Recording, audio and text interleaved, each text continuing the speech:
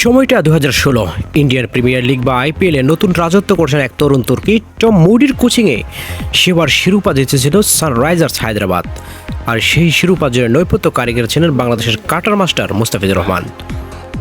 তার জাদুকরী বোলিংয়ে কোকোপাত হয়েছিল বিশ্বের বাঘা বাঘা ব্যাটাররা। অস্ট্রেলিয়ান কোচ টম মুডি মুগ্ধ হয়ে তাকে এক বিশেষ উপাধিতে ভূষিত করেছিলেন। সেই থেকেই ক্রিকেট দুনিয়ায় মুস্তাফিজুর রহমান পরিচিত পান দ্য ফিস নামে। দীর্ঘ সময় ধরে এই নামটাই ছিল তার সাফল্যের সমার্থক, কিন্তু গল্পে এখন নতুন মোড় এসেছে। মোড়ের বুকে এবার বসছে পাকিস্তান সুপার লিগের PSL জমজমাট আসর, আর সেখানেই খেলতে গিয়ে বদলে গেল মুস্তাফিজুরের সেই পুরনো পরিচয়। না, এবার তাকে দ্য ফিস বলে ডাকছে না, আর নতুন দল লাহোর কান্দালার্স বদলে দেওয়া হয়েছে তার বিশেষণ। লাহোর কান্দালার্সের অনুশীলনে এক অদ্ভুত দৃশ্য দেখা গেল। কোনো ক্রিকেটারের জার্সির পেছনে তাদের মূল নাম লেখা নেই, তার বদলে ব্যবহার করা হয়েছে ভিন্ন ভিন্ন সব রহস্যময় বিশেষণ।